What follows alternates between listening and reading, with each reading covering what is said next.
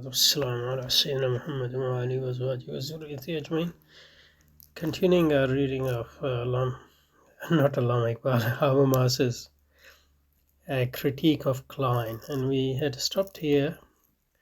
I'll just go over it a bit more once more. So, by this he understands only those views that are actually shared by specific groups at a specific time. He screens out all, and this is important, all internal relations between what is de facto accepted as valid and what should have validity in the sense of a claim transcending local, temporal, and social limitation. The valid and the questionable are thus relative to persons and time for Klein, and that is Habermas's critique. That is Habermas's critique of Klein, and it's important to understand this for understanding Habermas's own view of rationality, and to assess whether his critique of Klein is, fair or not. Okay, so let's spend some time on this. So let's be clear about some of the stuff. So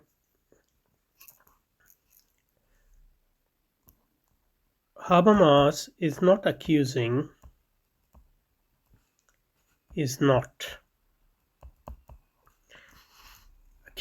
Klein of not making the distinction between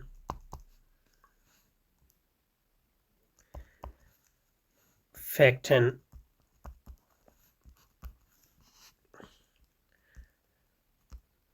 valid. Klein does make this difference, and Habermas is not claiming that he doesn't make this difference. So Habermas's whole critique is focused on Klein's conception of validity.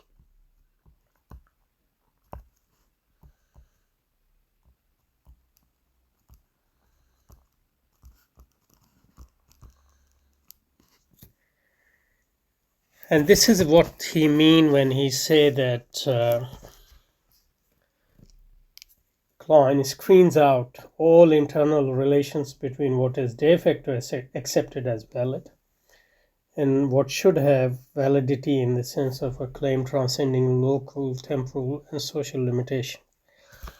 So, what is this about? So, what he is focusing on is Klein's conception of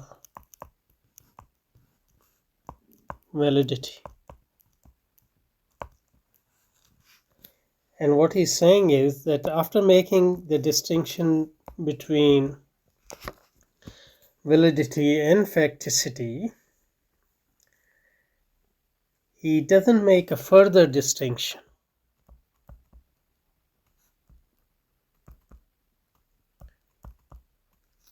What is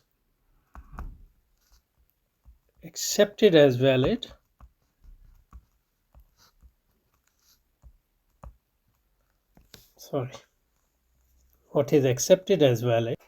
what is accepted as valid here and now, and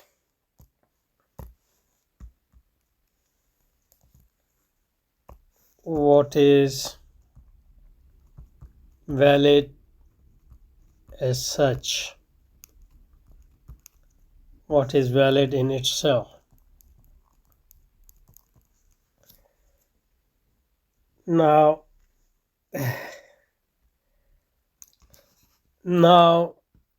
it's important to be careful here, because as a true Kantian in his own way,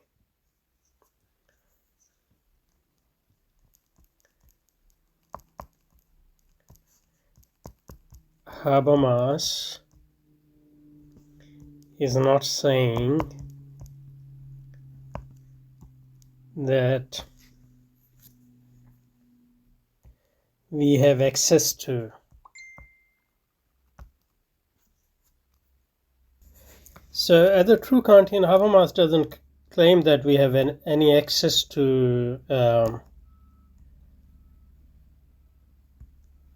validity in itself.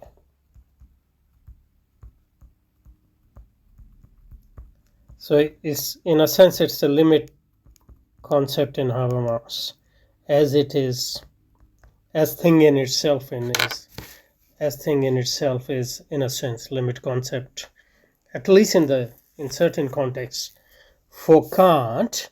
So he's not saying that we have access to validity in itself, but what he is claiming is that we must have this limit concept in order not to. So what he's saying is that we must have,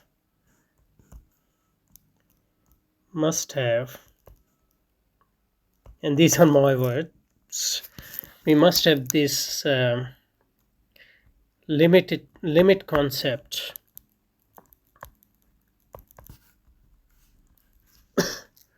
of validity in itself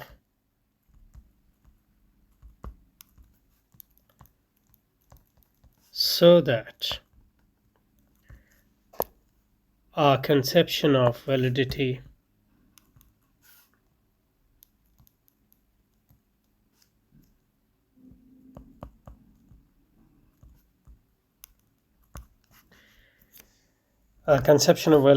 is not collapsed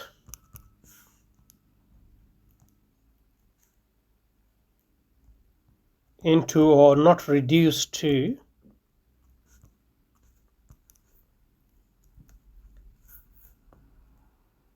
validity here and now, or a contextual validity. So actual validity is always contextual validity, but in order to avoid contextualism, what you need is, according to Habermas, connect this actual validity claim to this limit concept of validity in itself. Now, Habermas in his writings have tried to, this is a constant theme in it. He's trying to avoid contextualism without accepting old-fashioned universalism. So he wants to make some sort of distinction between our actual claims and our actual acceptance of claims and claims in themselves and claims validity in itself, without succumbing to any substantial conception of validity. So he has tried to do it in various ways, but the constant theme is that he does want some sort of distinction so that he can avoid contextualism. He can embrace contextualism, but without abandoning universalism as such. So he wants to have his cake and eat it as well. And it is very different. It is very difficult. But that's what he is criticizing Klein of. What he's saying is Klein has a concept of validity as acceptance of validity here and now, which is the only actual concept, but he doesn't have any concept of validity in itself, so he cannot avoid contextualism. Obviously, you can reply to Habermas in various ways, but at this point, I'm just trying to understand Habermas's critique of Klein. Habermas's critique of Klein and his motives as well. Okay, let's go back to the text. Okay, so by this you understand only those views that are actually shared by groups, specific groups in a specific time. He screens out all internal relationship between what is de facto accepted as valid and what should have validity in the sense of a claim transcending local, temporal, and social limitation.